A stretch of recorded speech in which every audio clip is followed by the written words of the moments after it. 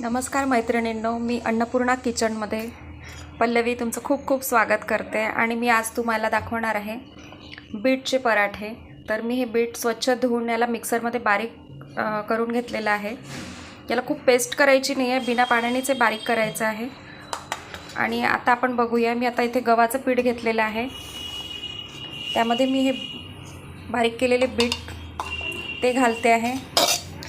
त्यानंतर यामध्ये सांबार टाकत आहे, धुवून स्वच्छ धुतलेला आणि बारीक चिरलेला। त्यानंतर मी इथे यामध्ये घालणार आहे थोडीशी हळद, चव येण्यासाठी तिखट। तुम्ही यामध्ये हिरव्या मिरचीची पेस्ट सुद्धा घालू शकता।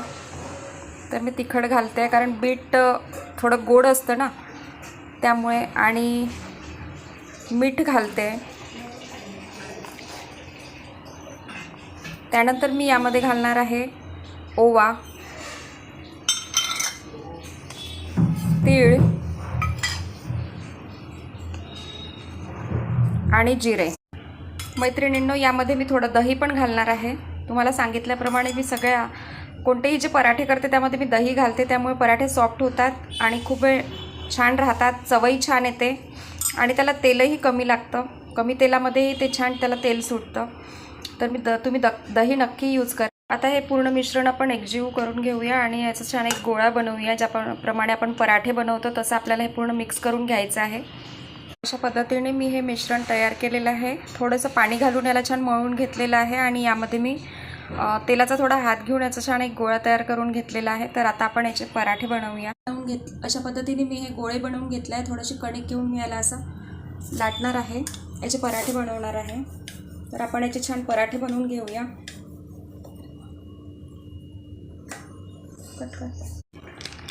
तर याला आपण छान शेकून घेऊया।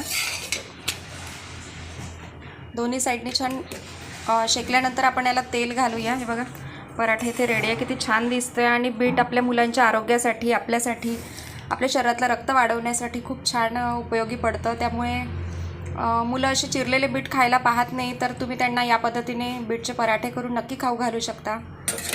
तर आता आपण याला थोडंसं तेल लावूया आणि दोन्ही बाजूने छान शेकून घेऊया। मुलांच्या टिफिनमध्ये सुद्धा तुम्ही हे पराठे त्यांना देऊ शकता। खाण्यासाठी खूप स्वादिष्ट लागतात, चवेला उत्तम आहे। आपले हे बीटचे पराठे गरमागरम मस्त सर्व करण्यासाठी रेडी आहे।